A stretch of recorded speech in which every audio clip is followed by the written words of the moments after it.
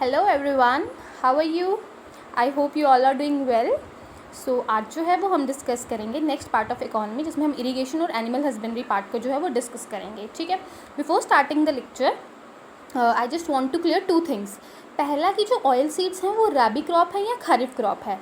देखो बच्चे, ये डिपेंड करता है। अगर हम सोयाबीन या ग्राउंडनट की बात करें, ये ऑयल सीड की कैटेगरी में आते हैं, लेकिन ये क्या है, ये खरीफ क्रॉप्स हैं। अगर हम लिनसीड, मस्टर्ड वगैरह की बात करें तो ये भी ऑयल सीड्स के अंडर ही आते हैं, ये खराबी क्रॉप है। तो वो डिपेंड करता है कि वो कौन से सीज़न में जो है वो सो रहे हैं या कौन से सीज़न में वो हार्वेस्ट हो रहे हैं। ठीक है, they can be either kharif crop और रबी क्रॉप। ठीक है, दूसरी चीज़ क्या है कि जो हमारा एग्रीकल्चर का जो कंट्रीब्यूशन है, जो स्टेट की जीडीपी को था वो 27% ही था। ठीक है, जब स्टेट थी तब उसका कंट्रीब्यूशन 27% था, क्योंकि लद्दाख भी जो है वो भी इंक्लूडेड था। लेकिन अब क्या है, इसका जो कंट्रीब्यूशन है that is 16% to the UT को। ठीक है, यूटी का जो जीडीपी है उसमें 16% है। तो इसे ध्यान रखना कि जो स्टेट का कंट्रीब्यूशन था पहले वो 27% था, अब ये रिड्यूस होकर 16% हो गया है। ठीक है, as such this fact is not important कि 16% है या 17 है या जितना भी है। इम्पॉर्टेंट इज़ दैट कि कौन सा सेक्टर जो है वो हमारी इकॉनमी स्टेट की जीडीपी को ज़्यादा कंट्रीब्यूट करता है। तो वो आपने याद रखना है कि सबसे ज़्यादा कंट्रीब्यूशन जम्मू कश्मीर की यूटी को सर्विस सेक्टर का है, सेकंड नंबर पे मैन्युफैक्चरिंग सेक्टर का है, और थर्ड नंबर पे जो है वो हमारे एग्रीकल्चर सेक्टर का है। ठीक है, एग्रीकल्चर सेक्टर का कंट्रीब्यूशन हमारी यूटी की जीडीपी को सबसे कम है, तो ये ध्यान में रखना। ठीक है, ये ऑर्डर याद रखना कि सबसे कम एग्रीकल्चर का, उससे थोड़ा ज़्यादा मैन्युफैक्चरिंग का, और सबसे ज़्यादा जो है वो सर्विस सेक्टर का। ठीक है, अब देखो यहाँ से ही पता चलता होगा कि हमारी ऑलमोस्ट 70% पॉपुलेशन जो है वो एग्रीकल्चर पे डिपेंड करती है, फिर भी हमारा कंट्रीब्यूशन एग्रीकल्चर का कम है। इसी की वजह से जो हमारा पॉवर्टी जो है वो ज़्यादा प्रिवेल करती है हमारी कंट्री में या हमारी स्टेट में या हमारी कोई भी यूटी में। ठीक है, तो इसे थोड़ा ध्यान में रखना। अब जो है, बिफोर स्टार्टिंग द लेक्चर, मैं आपको थोड़ा सा इकोनॉमी का कंसेप्ट जो है वो क्लियर करना चाहती हूँ। मुझे लगता है कि जो मैंने कमेंट्स जिस हिसाब से पढ़े ना, मुझे लगता है स्टूडेंट्स को जो इकोनॉमी का कंसेप्ट जो है वो थोड़ा क्लियर करने की ज़रूरत है। ठीक है, देखो हम क्या करते हैं, हम एग्जाम्पल लेते हैं। ये हमारे जो हैं, ये हमारे एक फार्मर हैं। ठीक है, इनका नाम रख देते हैं हम मिस्टर गोलू जी। ठीक है, ये कौन हो गए, ये mister Golu ji, just for an example. इनके पास क्या है, इनके पास जो है, इनके पास ज़मीन है। ठीक है, ये इनके पास एक लैंड का जो है वो पीस है। इन्होंने सोचा कि मैं वहाँ पे जो है क्रॉप्स को जो है वो ग्रो करूँगा। ठीक है, तो इन्होंने वहाँ पे सोचा मैं इनको क्रॉप्स जो है वहाँ पे ग्रो करूँगा। क्रॉप्स ग्रो करने के लिए इन्हें क्या चाहिए, पानी चाहिए, फर्टिलाइजर्स चाहिए, वीडीसाइड्स चाहिए, या स्टोरेज फैसिलिटी, क्योंकि जब आपकी क्रॉप जो है वो बन के तैयार हो जाएगी, स्टोर करने के लिए भी फैसिलिटीज़ चाहिए होंगी। अब हमें पता है इंडिया के फार्मर्स इतना ज़्यादा तो उनके पास पैसे हैं नहीं, इतने ज़्यादा तो वो अमीर नहीं है। लेकिन इसमें क्या होगा, सरकार, गवर्नमेंट जो है वो उन्हें सपोर्ट प्रोवाइड करती है। गवर्नमेंट उन्हें इरिगेशन फैसिलिटीज़ प्रोवाइड करेगी सस्ते से सस्ते रेट पे, फर्टिलाइजर्स जो है वो सस्ते रेट पे प्रोवाइड करेगी, वीडीसाइड्स जो है वो प्रोवाइड करेगी, फिर स्टोरेज फैसिलिटीज़ भी जो है वो गवर्नमेंट जो है वो प्रोवाइड करती है हमारे फार्मर्स को हेल्प करने के लिए। ठीक है, अब क्वेश्चन ये उठता है कि गवर्नमेंट को जो है इससे क्या बेनिफिट होगा। ठीक है, सोचो सोचो क्या बेनिफिट होगा गवर्नमेंट को, जो है गवर्नमेंट इतना पैसे खर्च रही है, गवर्नमेंट को क्या मिलेगा इसके बदले। इससे क्या होगा, हमारी जो स्टेट की जो जीडीपी है, हमारी कंट्री की जीडीपी है, वो इंक्रीज़ करेगी। जीडीपी, इसके लिए हमें समझना पड़ेगा जीडीपी क्या होता है। जीडीपी क्या होता है, all the goods and the services produced in an economy. ठीक है, हमारी कंट्री की बाउंड्रीज या हमारी इकॉनमी में, हमारी पूरी कंट्री की इकॉनमी में कितने गुड्स जो हैं, गुड्स और सर्विसेज जो हैं वो प्रोड्यूस हो रहे हैं। ठीक है, हम मिस्टर गोलू जी की बात करते हैं कि इन्होंने अपने फार्म पे जो है जितने भी ये क्रॉप्स वगैरह जो ग्रो की थी, ये इनके लिए एक इंडिविजुअल लेवल की जीडीपी है। ठीक है, जब इनके पास अच्छी पानी की फैसिलिटीज़ होंगी, जब इनके पास अच्छे फर्टिलाइजर्स होंगे, मैन्योर की फैसिलिटीज़ इन्हें मिलेंगी, तो क्या होगा, इनकी प्रोडक्टिविटी बूस्ट अप करेगी। ठीक है, हमें पता है कि इंडिया में ग्रीन रेवोल्यूशन आई थी। पर्पस क्या था ग्रीन रेवोल्यूशन का, पर्पस यही था कि हाई यील्डिंग वेराइटीज़ को लाया गया था, हाई यील्डिंग वेराइटी सीड्स को लाया गया था। जब ज़्यादा जो सीड्स जो हैं वो प्रोड्यूस करेंगे, उससे क्या होगा, हमारी प्रोडक्टिविटी बढ़ेंगे, हमारे जो है उससे क्या होगा, हमारी जीडीपी जो है उसके अच्छे फिगर्स जो हैं वो शो होंगे। ठीक है, पहले गोलू जी जो है एक ही ज़मीन से सोचो कि वो एक ही जो है ज़मीन के टुकड़े से 10 किलो चावल, मतलब सपोज़ करो 10 किलो चावल उन्होंने ग्रो किए। ठीक है, जब उन्हें अच्छी अच्छी फैसिलिटीज़ प्रोवाइड हुई तो उनकी एकदम से प्रोडक्शन 100 kg हो गई। देखो 10 से सीधा 100 जाना गोलू जी को भी फ़ायदा है, उन्हें ज़्यादा पैसे मिलेंगे, वो अपनी बीवी को शॉपिंग करने के लिए पैसे देंगे, अपने बच्चों की अच्छी एजुकेशन के लिए जो है वो खर्च करेंगे, हेल्थ इंश्योरेंस के लिए खर्च करेंगे। तो इसी तरीके से गवर्नमेंट क्या करती है, जो गरीब हैं, जो ऑलमोस्ट मतलब जो पुअर पीपल होते हैं, उनकी हेल्प करने के लिए उन्हें जो है फैसिलिटीज़ प्रोवाइड करते हैं, वेरियस स्कीम्स लॉन्च होती हैं, उनका पर्पस यही है। हमें पता है India is one of the developing country, तो हम अभी डेवलप धीरे धीरे कर रहे हैं, हमारे पास इतनी अच्छी टेक्नोलॉजीज़ नहीं है। तो अब इससे एक और फ़ायदा होगा, देखो जब इंडिया की जीडीपी बढ़ेगी, ठीक है, जब फॉरेनर्स को पता चलेगा कि नहीं अब धीरे धीरे इंडिया की जो है वो जीडीपी ग्रो कर रही है, वहाँ पे अच्छी प्रोडक्टिविटी है, तो वो क्या करेंगे और इन्वेस्टमेंट लाएंगे, ठीक है, वो क्या करेंगे कंट्री में इन्वेस्टमेंट लाएंगे, अच्छी अच्छी टेक्नोलॉजी लाएंगे, तो उससे क्या होगा हमारी प्रोडक्टिविटी और इंक्रीज़ करेगी। अब हम ये पूछ सकते हैं कि गवर्नमेंट भी तो जो है पैसा जो है वो खर्च कर सकती है एम्प्लॉयमेंट के लिए, लेकिन इतना मैं बता दूं India is one of the developing countries में आता है, ठीक है, हमारे पास इतने रिसोर्सेज नहीं हैं, हम जो है वो थोड़ा सा जो खर्च कर रहे हैं, तो तभी सरकार जो है फार्मर्स पे ज़्यादा खर्च करती है ताकि वो अपनी इनकम को बढ़ा सके, ठीक है। जब उनकी इनकम अच्छी होगी, हमारा जो जीडीपी का फिगर अच्छा होगा, या मैन्युफैक्चरिंग सेक्टर में, ज़रूरी नहीं है हम एग्रीकल्चर के बारे में पढ़ रहे हैं इसीलिए मैं आपको एग्रीकल्चर पे ज़्यादा फोकस कर रही हूँ, मैन्युफैक्चरिंग में भी गवर्नमेंट जो है वो इन्वेस्ट करती है, ठीक है, सर्विस में भी इन्वेस्ट करेगी हमारी जीडीपी को बढ़ाने के लिए। जब जीडीपी बढ़ेगी इससे क्या होगा हमारी कंट्री में एम्प्लॉयमेंट फैसिलिटीज़ जो हैं वो ज़्यादा जो है वो ग्रो करेंगी। जब एम्प्लॉयमेंट फैसिलिटीज़ ज़्यादा ग्रो करेंगी, लोगों के पास ज़्यादा पैसे आएंगे, जब लोगों के पास पैसे ज़्यादा आएंगे वो ज़्यादा खर्चा करेंगे, जब वो ज़्यादा खर्चा करेंगे इसका मतलब उनकी वो डिमांड ज़्यादा कर रहे हैं, जब ज़्यादा डिमांड होगी तो ज़्यादा जो है जो फैक्ट्रीज़ हैं वो प्रोड्यूस करेंगी, तो ज़्यादा प्रोड्यूस करेंगी, अगेन हमारी जीडीपी जो है वो ज़्यादा इंक्रीज़ करेगी। जिसको ये नहीं समझ आया एक और बार दोबारा इसको सुने कि क्या होगा कि देखो गवर्नमेंट ने सपोर्ट प्रोवाइड किया, ठीक है, गवर्नमेंट ने क्या किया सपोर्ट प्रोवाइड किया, ठीक है, प्रोडक्टिविटी इंक्रीज़ हुई, प्रोडक्टिविटी इंक्रीज़ होने से क्या होगा हमारी जीडीपी क्या करेगी इंक्रीज़ करेगी। जब हमारी बेटर जीडीपी होगी फॉरेन इन्वेस्टमेंट्स आएंगी, ठीक है, फॉरेन इन्वेस्टमेंट अगेन आने से हमारी एम्प्लॉयमेंट जनरेशन वहाँ पे भी इंक्रीज़ करेंगी, फिर हमारी इनकम को हम वाई से डिनोट करते हैं, इनकम भी बढ़ेगी, ठीक है, अगेन इनकम बढ़ेगी, इनकम से डिमांड बढ़ेगी क्योंकि पैसा आएगा तो आप डिमांड ज़्यादा करोगे, ठीक है, फिर उसके बाद जब आपकी डिमांड बढ़ेगी तो मैन्युफैक्चरर्स होंगे वो ज़्यादा प्रोड्यूस करेंगे, तो जब वो प्रोड्यूस करेंगे अगेन हमारी जीडीपी जो है वो इंक्रीज़ करेगी। तो ये सारा इकॉनमी जो है वो इंटरलिंक्ड है, ठीक है, हर एक सेक्टर जो है वो एक दूसरे पे जो है वो डिपेंड करता है। तो इस तरीके से हम इकॉनमी को जो है वो पढ़ते हैं, ठीक है। आई होप आपको क्लियर हो गया होगा। और दूसरी बात सम स्टूडेंट्स बोलते हैं कि मैं बहुत थोड़ा फास्ट बोलती हूँ, actually I will try my best कि मैं थोड़ा आराम से बोलूँ, एक्चुअली मेरी स्पीड ही ऐसे है। तो जो लोग अगर वीडियो को स्पीड बढ़ा के देखते हैं तो वो मत बढ़ाएं, इसे नॉर्मल लेवल पे सुने, अगर किसी को फिर भी ज़्यादा लगता है तो वो स्पीड थोड़ी कम कर ले, ठीक है। तो आज का टॉपिक जो है वो स्टार्ट करते हैं। आई होप आपको थोड़ा सा इकॉनमी का कंसेप्ट जो है वो क्लियर हुआ होगा, ठीक है। अब देखो, अब इरिगेशन की बात कर रहे हैं, तो इरिगेशन में क्या हो गया कि distribution of water to the crops, की क्रॉप्स को हमने क्या करना है पानी प्रोवाइड करना है, ठीक है, ताकि जो है हमारी क्रॉप्स जो है वो ग्रो कर सकें, ठीक है। तो इरिगेशन जो है वो एक इम्पॉर्टेंट रोल प्ले करती है हमारी एग्रीकल्चर सेक्टर ऑफ JNK में, इवन इंडिया के भी एग्रीकल्चर सेक्टर में ये इम्पॉर्टेंट रोल प्ले करती है, ठीक है। अब जो जम्मू एंड कश्मीर है ये 2 हाइड्रो जियोलॉजिकल यूनिट्स में जो है वो डिवाइडेड है, तो वो कौन कौन से हैं, एक outer plains of Jammu region और दूसरा है हमारा कश्मीर वैली, ठीक है। अब इम्पॉर्टेंट रहता है कि हमारे यहाँ पे कौन से मेथड्स ऑफ इरिगेशन यूज़ करते हैं। देखो इरिगेशन के भी डिफरेंट मेथड्स होते हैं, ठीक है। कैनाल्स की बात करें, कैनाल्स मतलब एक नाला टाइप खोद दिया, मतलब 2 बड़ी बड़ी रिवर्स हैं या कोई एक लेक का सोर्स है, वहाँ से क्या किया एक नाला टाइप निकाला, वहाँ से पानी जो है एग्रीकल्चर फील्ड्स में जो है वो स्प्रेड किया, ठीक है। तो इस तरीके से जो है कैनाल से इरिगेशन होती है। तो कैनाल को कश्मीर रीजन में क्या बोलते हैं, कुल बोलते हैं, क्या बोलते हैं, कुल बोलते हैं। और लद्दाख रीजन में इनको मयूर बोलते हैं, MAYUR, ठीक है, तो ये ध्यान में रखना।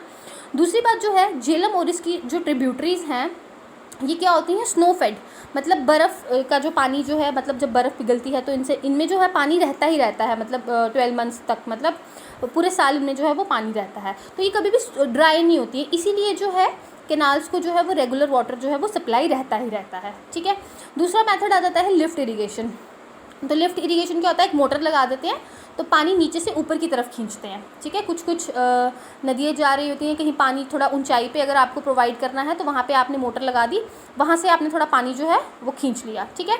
दूसरा आता है लिवर सिस्टम। लिवर सिस्टम में थोड़ा सा यही डिफरेंस है कि ये जो पानी है ये थोड़ी और ज़्यादा डेप्थ में, नीचे इसकी डेप्थ जो होती है वो और ज़्यादा थोड़ी गहरी होती है, ठीक है।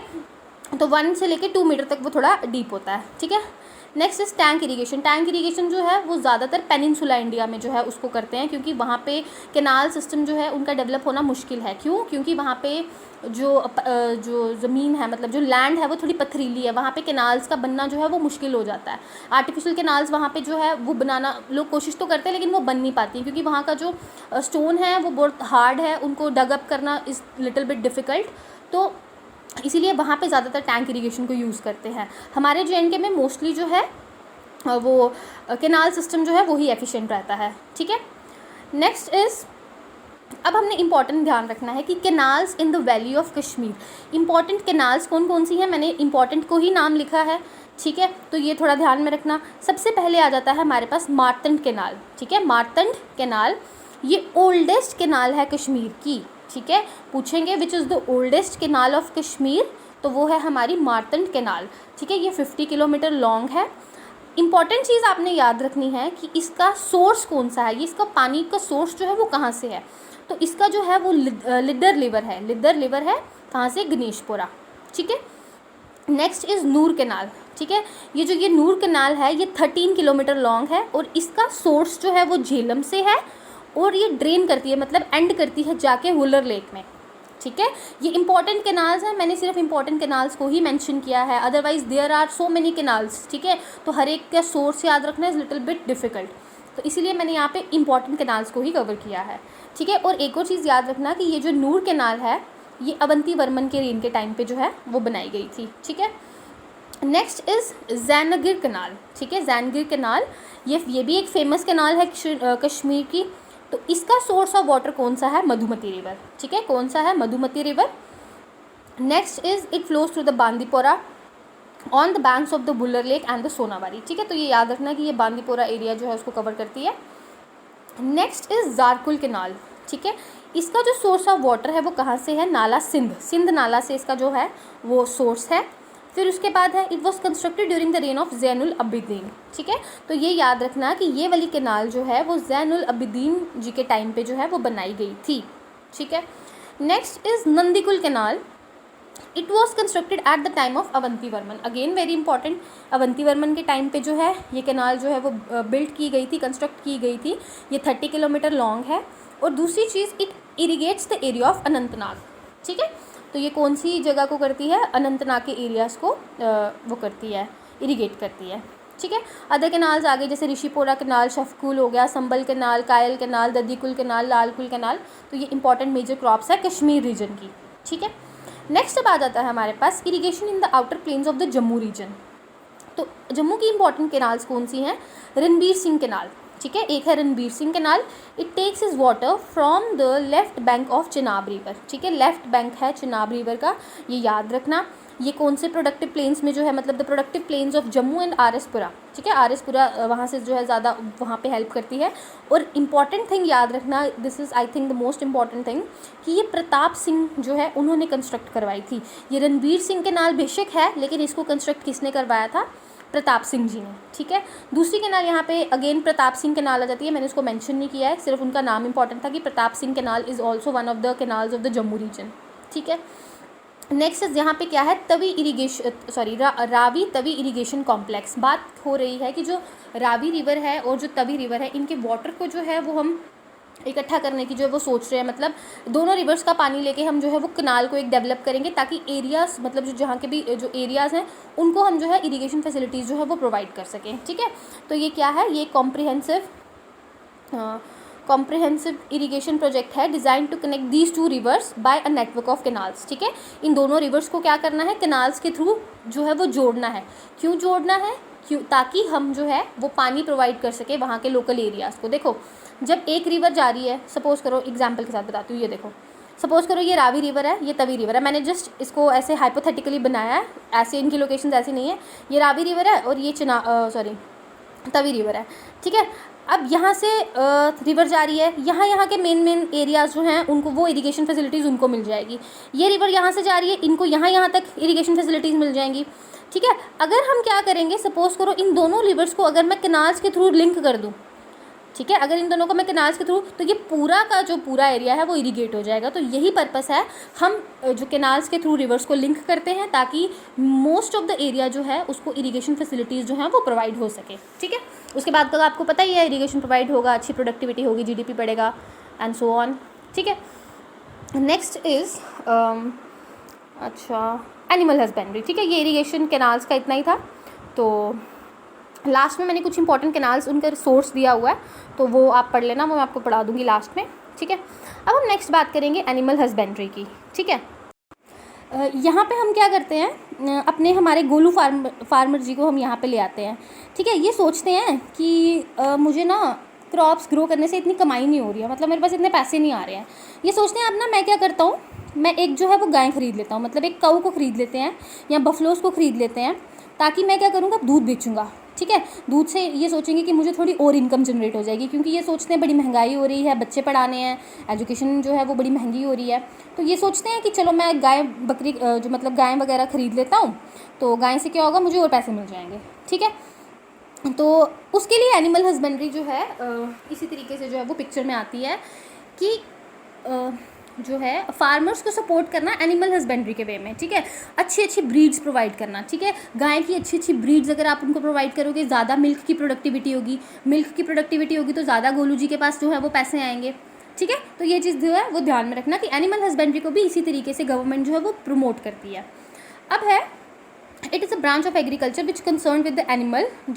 ये it deals with the animal, जिसको हम किसके लिए रेस करते हैं, मीट के लिए, फाइबर के लिए। ठीक है, जैसे सिल्क वगैरह, सिल्क वॉर्म्स को, मिल्क और अदर प्रोडक्ट्स के लिए। ठीक है, जम्मू एंड कश्मीर में एक अच्छी खासी जो प्रीशियस वेल्थ है वो लाइफ स्टॉक की है, in the form of cattle, buffalo, goat, poultry and all this things. ठीक है, नेक्स्ट इज़, अब हम बात करते हैं शीप एंड यॉक पॉपुलेशन की। इंपॉर्टेंट यहाँ पे क्या आ जाता है, ये इन ब्रीड्स का नाम याद रखिएगा।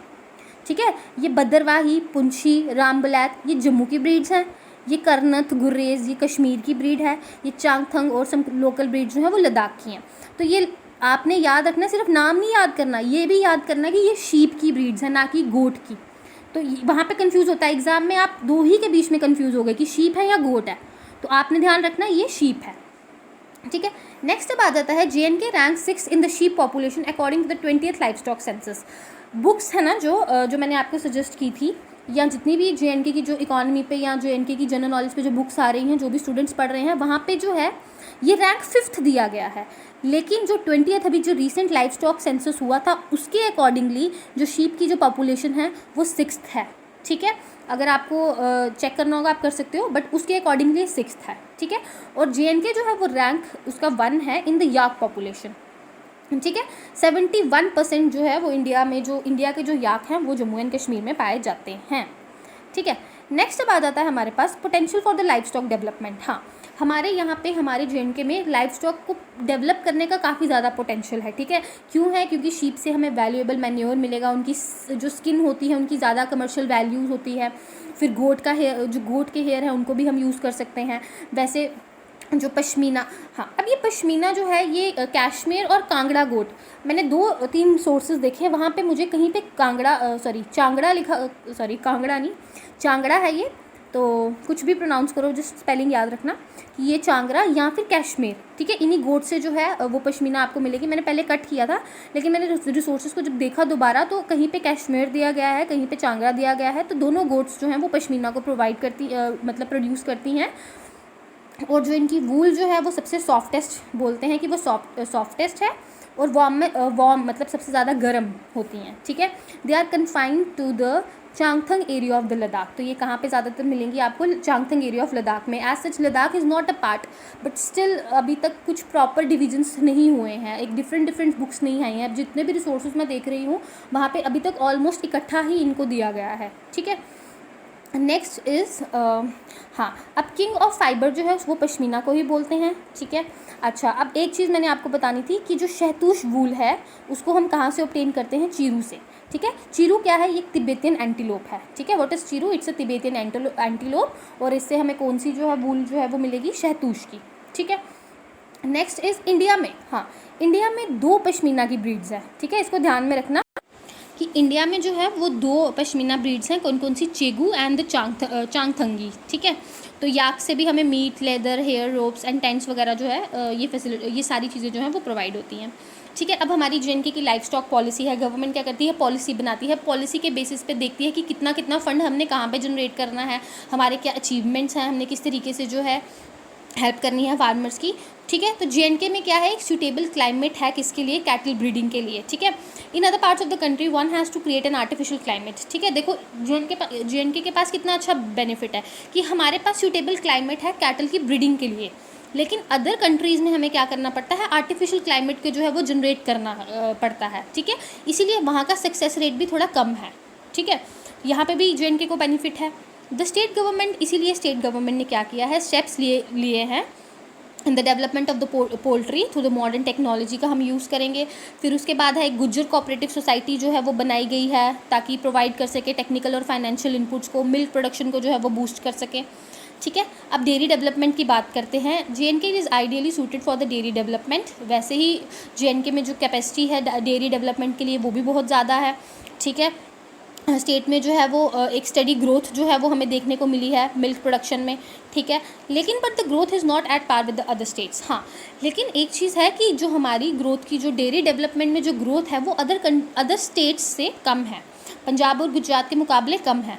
इसीलिए बूस्टअप देना है डेयरी डेवलपमेंट को। ठीक है, अब आ जाते हैं कुछ एनिमल हस्बेंड्री माइलस्टोन्स। ये थोड़ा सा की इंस्टीट्यूट्स हैं, जब कब वो स्टार्ट हुए थे, तो ये आपको सिर्फ याद करने हैं कि 1950s में सिविल वेटनरी डिपार्टमेंट जो है उसको रिकिस्टन किया गया था as a animal husbandry department. मतलब पहले जो था वो एक सिविल वेटनरी डिपार्टमेंट था। तो ये बोला जाता है कि गुलाब सिंह जी ने अपने घोड़े वगैरह के लिए, जो म्यूल्स वगैरह हैं उनके लिए जो है बनाया था। तो लेकिन इसको बाद में जो है रिक्रिस्टन किया गया था as a animal husbandry department. ठीक है, 1954 से advent of artificial breeding.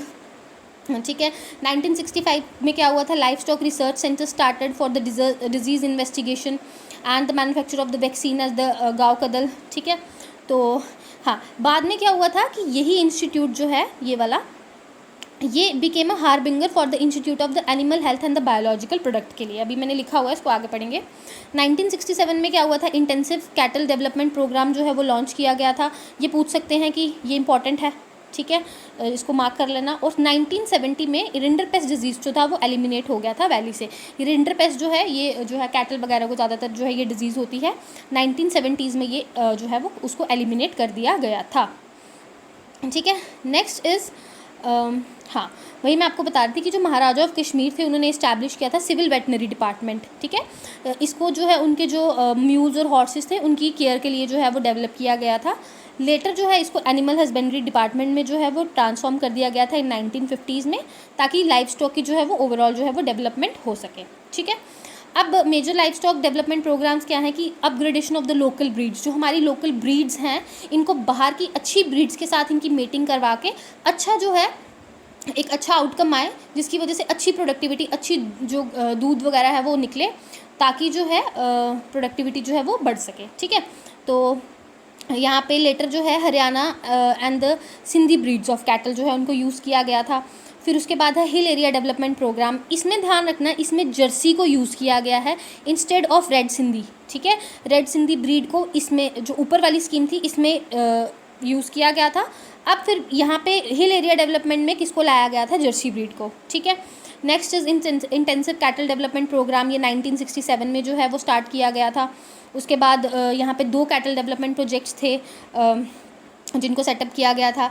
Genetic transformation of the livestock, massive cross breeding programmes, मतलब एक अच्छी ब्रीड्स की जो थी उनकी मीटिंग करवा के एक अच्छा जो है आउटकम जो है वो प्रोड्यूस होता था, जिससे प्रोडक्टिविटी जो है उसको बूस्टअप करते थे। ठीक है, की विलेज स्कीम एंड द अच्छा लेटर क्या हुआ, जो ये ऊपर की जो 2 स्कीम्स थी ना, the first one and the second one, ये मर्ज कर दी गई इंटेंसिव कैटल डेवलपमेंट प्रोग्राम में ही। ठीक है, नेक्स्ट अब आ जाता है, हाँ अब ये इंपॉर्टेंट है, ये याद रखना कि 2 फ्रोजन सीमन बैंक जो है, सीमन क्या होता है, इसको हम एग्स बोल सकते हैं। लाइक जैसे जो बुल है उसका जो सीमन होगा जो उसके एग्स जो हैं वो प्रोड्यूस होंगे, उसके लिए क्या किया गया था, उनको फ्रोज़ करने की बात की गई थी, क्योंकि ये क्या हो जाते हैं, ये डिसअपेयर हो जाते हैं, तो उनको फ्रोज़ करके रखा था ताकि जब नीड पड़े, जब ज़रूरत पड़े तो उन्हें हम क्या कर सके, जैसे वो बोलते हैं ना IVF फर्टिलाइजेशन होती है, तो उसी के थ्रू हम जो कैटल है उसमें जो है वो प्रोड्यूस कर दें, मतलब उसके अंदर उसको डाल दें।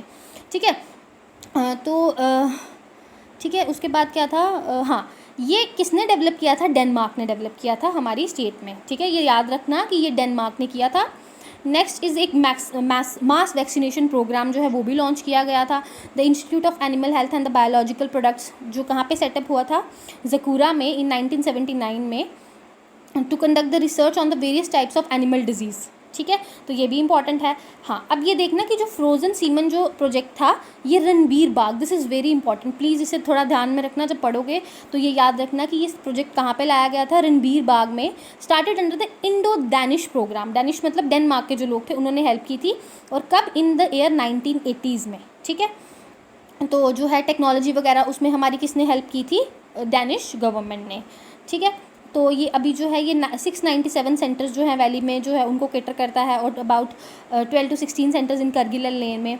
फिर हमने कुछ डोजेज़ जो हैं वो प्राइवेट सेक्टर मतलब पंजाब में भी बेचे थे, इसकी वजह से भी हमें इनकम जनरेट हुई थी। अच्छा, अब another most important thing is this कि जो फ्रोज़न सीमन लेबॉरेटरी है हमारी रणबीर बाग में, उसको अवॉर्डेड मतलब उसको ISO सर्टिफिकेशन मिला है। ठीक है, जब किसी चीज़ को सर्टिफिकेशन मिल जाए तो वो चीज़ जो है वो सुपीरियर हो जाती है, मतलब अच्छी हो जाती है, अच्छी क्वालिटी की उसको मानते हैं। इंडिया का इसको ये ISO 901 2008 का ISO मिला है, ये सर्टिफिकेशन मिला है, और ये codex HACCP by the British Standards Institute. देखो, दो चीज़ों में आप कंफ्यूज हो गए एग्ज़ाम में। पहला कि सर्टिफिकेशन किसने दिया है, तो वो याद रखना वो ब्रिटिश ने दिया है। ठीक है, वो ब्रिटिशर्स ने दिया है, और जो लैब है उसको सेटअप करने का असिस्टेंस किसने दिया था, डैनिश गवर्नमेंट ने। ठीक है, नेक्स्ट इज़ हाँ, फिर 1980s में एक डक ब्रीडिंग फार्म जो था वो संबल में इनॉग्रेट किया गया था, और 1975 में feed and the fodder development wing जो है उसको ऑर्गेनाइज़ किया गया था। फिशरीज़ के बारे में थोड़ा ही है कि JNK में there are about 125 fish species हैं, जिसमें से सिर्फ 11 ही जो है वो कमर्शियली जो है वो इम्पॉर्टेंट है। ठीक है, तो फ़िश जो है वो भी एक वैल्यूएबल एलिमेंट है हमारे डाइट का, लोकल पीपल कंज्यूम करते हैं, कुछ आप लोग भी करते होंगे। ठीक है, लेकिन JNK में याद रखना कि 4 इंपॉर्टेंट टाइप्स ऑफ फिशेस, कौन कौन सी, ट्राउट, ठीक है, मिरर कार्प, ये कहीं मैं क्रैप पढ़ रही थी, कहीं कार्प था, लेकिन ये असली में फिर कार्प था। ठीक है, country fish and the Jammu fish, ये इंपॉर्टेंट फिशेस हैं JNK की। और ये याद रखना कि जो ये ट्राउट है ये कोल्ड वाटर फिश है, ठंडे पानी में रहती है। ठीक है, और सबसे ज़्यादा जो है प्रीडोमिनेंट वैरायटी कौन सी है, वो है मिरर कार्प, जिसका 60% जो है वो टोटल आउटपुट जो है वो प्रोड्यूस होता है। ठीक है, तो हाँ, कुछ इंपॉर्टेंट पॉइंट्स थे कि JNK का जो हैंडलूम डेवलपमेंट कॉरपोरेशन लिमिटेड है वो 1981 में सेटअप किया गया था, और जो शेर Kashmir university of agriculture sciences and ये 1982 में जो है इसको इस्टेब्लिश किया गया था। हाँ, अब ये कुछ इंपॉर्टेंट जो है ये कनाल्स है और इनके कुछ सोर्सेज हैं, तो ये आपको याद करने हैं। ठीक है, आई होप आप ये जो है वो याद कर लोगे, क्योंकि इम्पॉर्टेंट है जो इरीगेशन हाँ, ये जो कैनाल्स हैं इनके सोर्सेज जो है वो इम्पॉर्टेंट रहते हैं, पूछ सकते हैं। ठीक है, कि इसका सोर्स जो है वो कौन सा है, तो ये मैंने दिए हैं, जैसे शकफुल का नाला सिंध, शरब कुल का हरवान लेक हो गया, जैनगिर का मधुमती हो गया, ऋषिपुरा का रिवर विशब हो गया।